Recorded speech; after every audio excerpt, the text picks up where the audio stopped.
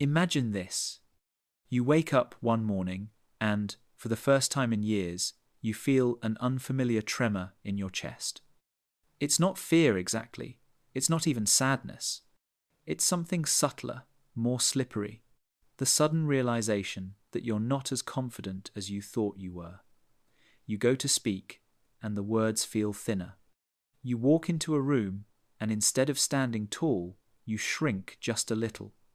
And the strange part? No one else notices. To them, you're still the same person.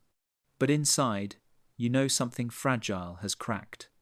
Now pause. Ask yourself, what does it really mean to be confident? Is it the mask you wear when you walk into a meeting, pretending you're unshakable? Or is it a hidden conviction buried deep inside your bones? And if it's inside your bones, what happens when it suddenly evaporates, when the very ground beneath you feels unreliable? The culture you grew up in whispers a simple story. Confidence is good, insecurity is bad. You're told to strive, to build, to speak louder, to dominate. You're told that self-esteem is oxygen, that without it you will suffocate, and yet, have you noticed how often the loudest, most radiant person in the room is also the one hiding the deepest cracks? Have you noticed how the ones who seem the most modest sometimes carry a strange kind of unshakable calm? Here's the paradox.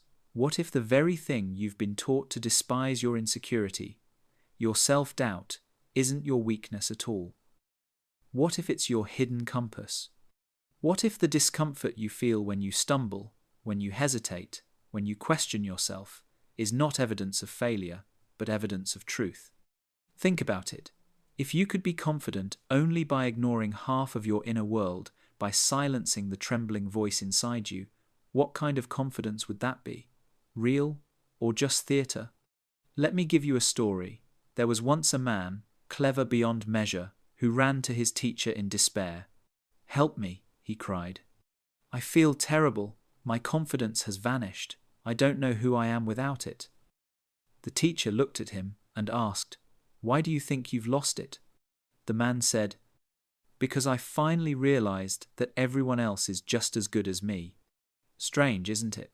He didn't lose his confidence because he failed. He lost it because he woke up to equality. And in that moment, he discovered something the culture never told him. That confidence and insecurity are twins, bound together, always shifting, always coexisting.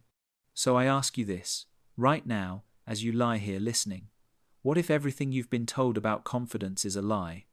What if believing in yourself is not about puffing up your chest, not about silencing your fear, but about learning to walk hand in hand with your fear?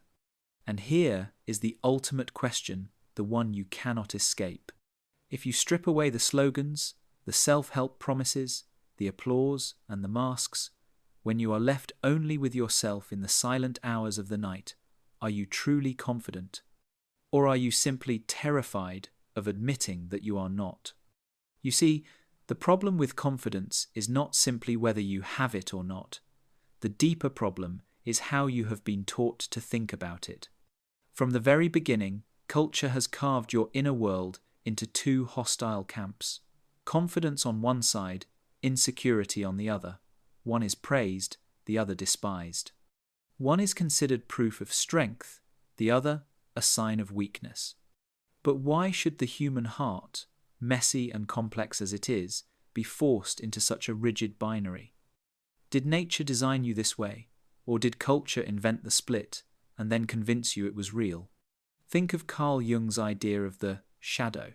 He argued that every quality we reject, every impulse we push away, doesn't disappear. It sinks into the unconscious.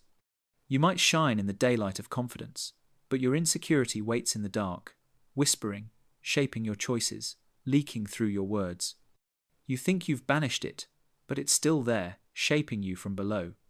Jung would say, until you make peace with the shadow, until you look insecurity in the eye, you will never be whole.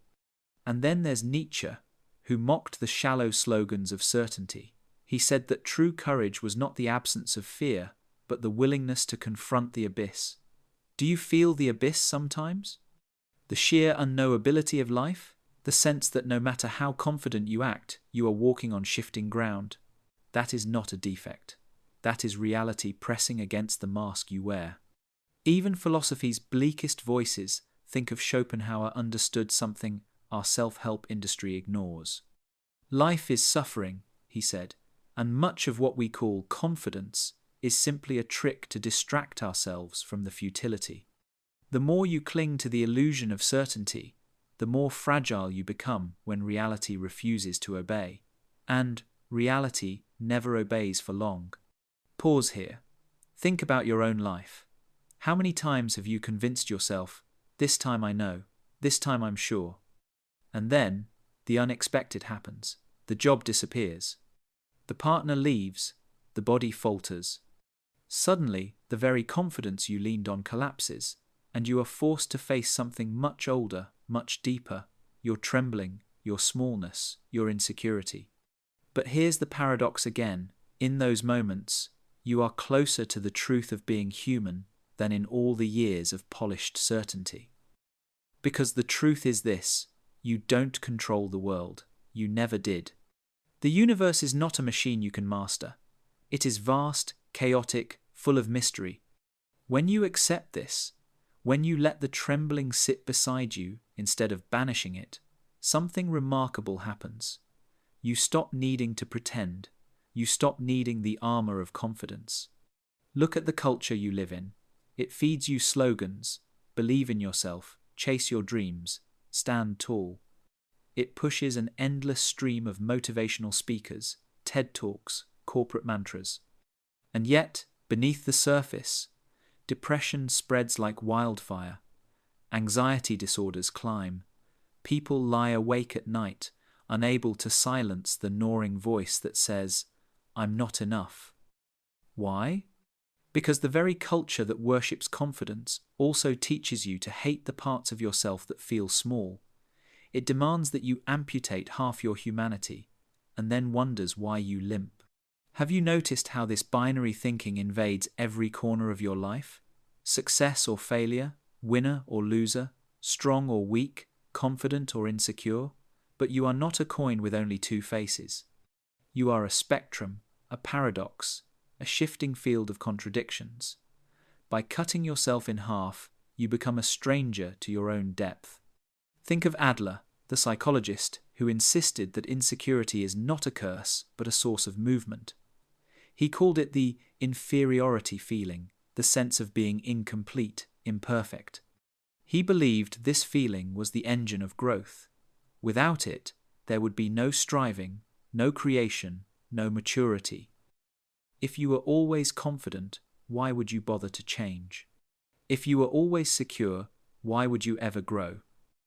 So here is the deeper mechanism. The insecurity you despise is the very thing that keeps you alive. It is the restless pulse that pushes you to learn, to adapt, to create. It is the crack that lets in humility, the reminder that you are not a god, but a fragile, limited being in a vast, uncontrollable world. Without that reminder, your confidence becomes arrogance, and arrogance leads to destruction not just of yourself, but of everything around you. Look at history. Entire civilizations have collapsed because they believed too much in their own permanence. Empires expanded until they broke. Leaders preached certainty until the ground split beneath them. The pattern is everywhere. When confidence becomes absolute, it rots. But when insecurity is acknowledged, when humility enters, balance is restored. So now I ask you, which voice inside you do you listen to? The one that says, be confident, crush your doubt, silence your fear, or the quieter one that whispers, I don't know, and maybe that's okay? What if the second voice, the one you've been told to suppress, is not your enemy but your guide?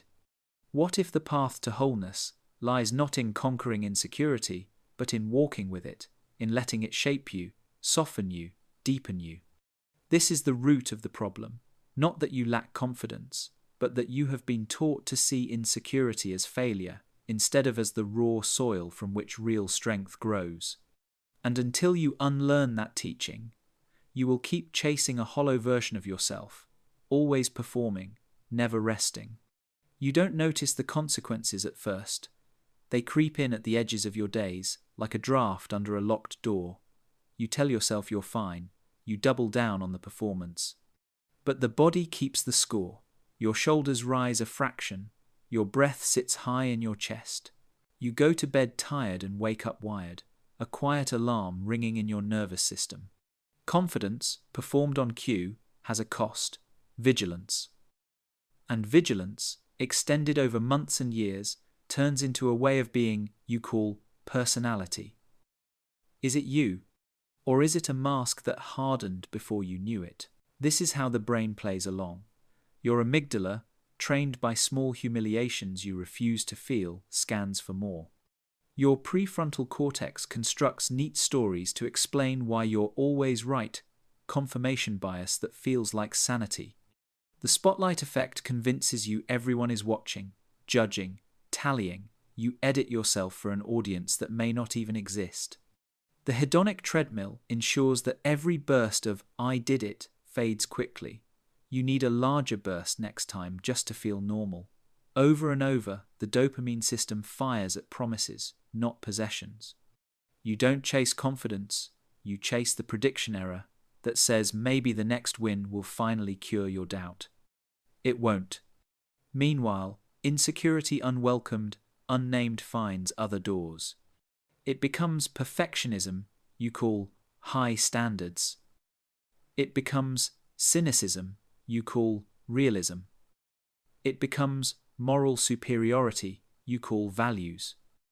It becomes withdrawal disguised as independence. Control disguised as care. You think you are protecting yourself. In truth, you are isolating the very parts of you that could love and be loved. Watch how culture helps. As a child, you were graded into a hierarchy that felt like fate. Later, metrics take over: likes, followers, performance reviews, KPIs. Algorithms hold up a mirror that reflects your face in funhouse proportions, and you try to fix the reflection instead of the room. Advertising whispers that you are one purchase away from the self you can finally respect. And if you still feel small, the market has a pill, an app, a mastermind, a retreat. Each promises mastery, each extracts a fee. What does it extract from your soul? Consider Evan, a startup founder who never sleeps through the night. He would tell you he's driven, resilient, visionary.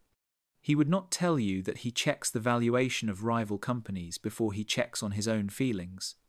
He would not tell you about the moment in the elevator when his chest tightened and he smiled anyway. He would call it stress. The truth is cleaner. He is terrified of being ordinary. He has been taught that ordinary is a form of death. Or take Maya, an art teacher who apologizes before every sentence. She has read the books. She knows she should speak with confidence. So she tries. She straightens her posture. She projects. But after class, she sits in her car and stares at the steering wheel. What if the gentle tremor in her voice is not an error, but a form of honesty? What if her students leaned in because they sensed a real human being, not a brand? The culture told Maya to cure her insecurity. It never told her to listen to it. Look at Lucas, a teenage athlete. He wins and wins until he loses one catastrophic mistake, one loud crowd, one clip that lives forever online. Overnight, he goes from champion to choke. His brain learns the availability heuristic. The most vivid moment defines the whole. He learns status anxiety, worth as a fluctuating market price. He learns to fear not failure, but the narrative of failure. The next time he plays, he is already dying on the inside, performing confidence while his hands shake. Then there is Eleanor, 70, and newly widowed. Her confidence was never loud. It was a shared rhythm with the man she loved. When he dies, people tell her to stay strong. What they mean is, perform competence for us, so we can avoid our fear of grief. She nods, smiling. Alone, she talks to the air in the kitchen, because insecurity now lives in every object. An empty cup, an extra chair. What is strength here? The performance or the tremble? Now, step from the personal to the collective. When a culture worships confidence and despises insecurity, it builds systems that amplify bravado and punish doubt. Boardrooms reward the illusion of certainty. Markets applaud aggressive forecasts. Politics elevates the loudest mic. The illusion of control becomes a national mood. We expand, extract, optimize. We call it growth. We measure the visible gains. We hide the invisible costs. Frayed communities, burnt-out healers, exhausted teachers, a planet running a fever. You are told to lean in. The earth leans out, and no one hears the door click. And still the consequences are intimate. The more you perform, the more you split. The default mode network hums with self-referential loops. How did I look? Did I sound in control? Do they still believe in me? Your conversations become information trades. Your friendships become stage sets. You avoid the friend who mirrors your fragility. You seek the friend who validates your mask. You say you want honesty, but you punish anyone who brings it. Why? Because honesty threatens the architecture of your confidence. Here's another story, quieter. Ben, a pastor's kid turned investment analyst, sits in a bar in Chicago, Thursday night, winter outside. He tells you about the first time he realized he had edited God into a KPI, attendance, tithes, growth. Then he changed industries and found the same liturgy, clients, bonuses, growth. He laughs, not bitterly softly. I don't know what I believe anymore, he says. The sentence should land like a collapse. Instead, it feels like a door. Not knowing feels truer than pretending. But he doesn't say it out loud at work. Confidence pays the mortgage. If you don't notice these patterns, you will call them life. You will say, everyone is tired. You will call your sleeplessness ambition. You will call your loneliness independence. You will call your numbness maturity. You will scroll the feeds at midnight and wonder why you feel empty after success, heavy after praise. You will resent people who seem peaceful because their existence indicts your strategy. You will build a personality that functions, and then you will wake up one day and realize it has replaced you. How deep does the rabbit hole go? Deep enough that you can live decades without hearing your own voice.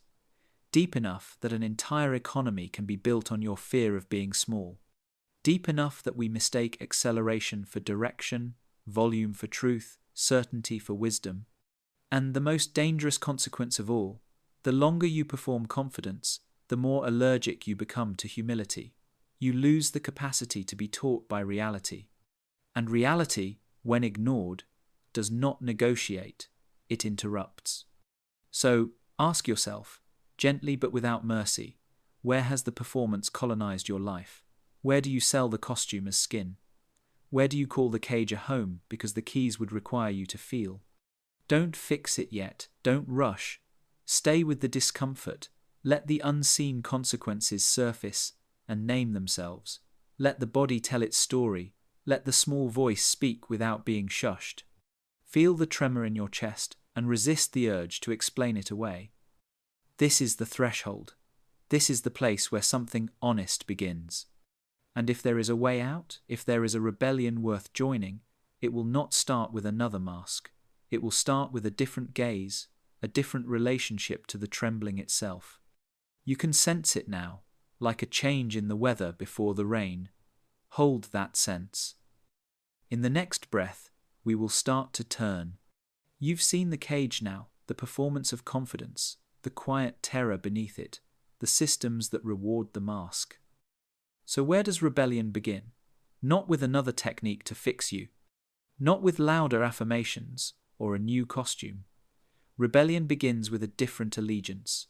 From control to contact, from winning to witnessing, from certainty to honesty. It begins the moment you stop treating insecurity as a malfunction and start treating it as a message. Start here. Rename the feeling. When the tremor arrives before the meeting, after the compliment, at 3 in the morning, don't call it weakness. Call it signal. Whisper, "You're the messenger." Then ask, "What truth do you want me to notice that my performance would hide?" This is not self-criticism, it is hospitality. You are inviting the shadow to sit at your table. Jung would approve. More importantly, your nervous system will exhale because it is no longer being hunted by you. Next, change the unit of success. The culture taught you to measure outcomes. The pitch closed, the audience applauded, the numbers rose. Your rebellion is to measure contact with reality. Did I tell the truth I can bear right now? Did I ask the question I was afraid to ask? Did I let a silence open where a performance used to be? These are small, almost invisible acts, but the psyche tracks them, and trust grows the way dawn does, quietly, then all at once. There is a craft to uncertainty, and others have practiced it before you. Think of Socrates, who built a life on "I don't know." He wasn't helpless, he was free. He refused the counterfeit security of final answers. Or Montaigne, who engraved on his medallion, "Que sais-je, what do I know?" and built essays that are rooms where doubt could breathe. Or Keats, who named negative capability the capacity to remain in mysteries, doubts, without any irritable reaching after fact and reason. They were not paralyzed by uncertainty. They were animated by it. Their confidence didn't come from mastery. It came from intimacy with the unmasterable. Bring that craft into your ordinary day. You can practice it without announcing a revolution. When someone asks you a question, let a beat of silence exist before you answer. Notice the reflex to perform and soften it. Try this sentence in real conversations. "Here's what I see, and here's what I don't know yet." Watch what happens to the room. Most people lean in because truth has a temperature. It warms. Another practice, the shadow handshake. Take a page and write a dialogue with your doubt as if it were a person you respect. What are you trying to protect? Where did you first learn this? What would you like me to do differently today? This isn't magic, it's method. You're integrating exiled parts. Jung's work, translated into Tuesday afternoon. Over time, the part of you that used to sabotage you starts to collaborate. It doesn't disappear, it becomes an advisor. From the Stoics, borrow the boundary of control. Draw a line on paper. On the left, what is yours? Attention, intention, action. On the right, what is not reactions, outcomes, reputation. Put your day on the left. Let the right be weather. Then add premeditatio malorum, a brief rehearsal of what could go wrong. Not to catastrophize, but to lower the noise when reality behaves like reality. This is not cynicism, it's affectionate realism. You are telling your nervous system the truth in advance, so it doesn't have to scream when the truth arrives. You can also practice subtraction. Confidence culture is additive, more hacks, more habits, more noise. Try the opposite. Remove one performance from your week. Don't post the victory lap. Don't over-explain the delay. Don't fill the silence with credentials. See if you can endure being less legible for a day. The world will not end. Something else will begin. A relationship with yourself that does not require applause to be real. Stories help. Consider Lincoln, haunted by melancholy, carrying the weight like wet wool. He didn't eradicate his sorrow, he allowed it to deepen his judgment. Or Viktor Frankl in the camps, discovering that freedom begins at the level of meaning, not mood. He did not feel confident. He refused to surrender the last of human freedoms, to choose one's attitude. Or Simone Weil, whose attention was a form of prayer, she took suffering seriously enough to listen to it, which is rarer than courage. None of them chased the theatre of certainty. They practiced the discipline of reality. Bring it closer. Evan, the sleepless founder, begins a weekly ritual he calls the Honest 10. 10 minutes with his team in which they name one thing they don't know and one thing that scares them. They are not allowed to fix anything during the 10. They only witness. 2 months later, the product is better not because they became bolder, but because they became truer. The company's risk profile changes when the performance relaxes. Maya, the art teacher, stops apologizing and starts naming. Before critique, she says, "You'll hear my hesitation tonight." It's not insecurity, it's care. Students produce braver drafts, not because she became louder, but because she modeled a humane way to be uncertain. The room learns a new physics, gentleness with rigor inside it. And you? What would your rebellion look like tomorrow morning? Perhaps you take a walk before screens and look up long enough to remember scale. The sky does not need your certainty to exist. Perhaps you keep an anti-confidence journal, recording not triumphs, but the precise moments you allowed truth to replace performance. Perhaps you choose a single relationship where you will practice confession over curation. The aim is not to become less afraid, the aim is to become less false. I won't insult you with promises. This path won't make you invulnerable. It will make you permeable in the best way, able to be taught by life. You will lose some admirers. You will gain a self. And in the quiet mornings that follow, you may notice a different kind of steadiness. Not the steel of bravado, but the grain of wood strong because it bends. Hold there. Feel the room of your life grow by an inch. The rebellion has begun, and it feels like relief. In the next turn, we will go farther past tactics, past stories into the final thing, the truth that rearranges all the furniture at once. Are you ready to hear it? Imagine the moment after the rebellion, the room is quiet, your breath is steady, and there's no audience left to impress. What, exactly, have you been chasing all this time? A version of yourself that never trembles? A sky without weather? You wanted confidence to be a fortress. Reality, patient and precise, has been offering you something else, a home. Here is the final truth, the one that unknots the whole story. Confidence is not control. Confidence is contact. Not domination over uncertainty, but intimacy with it. Not the banishment of fear, but a steady hand on its shoulder. You are not here to become a flawless statue. You are here to become a living instrument tuned, responsive, porous to the world. Let that sink in. When you tried to control life, you had to keep tightening. You had to edit, to curate, to defend. The price of that project was isolation from others, from reality, from yourself.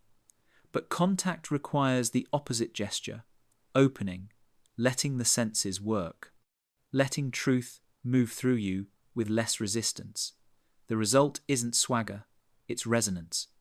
You can feel when you're aligned because the body uncoils, the mind stops rehearsing, and the moment stops needing you to be larger than you are.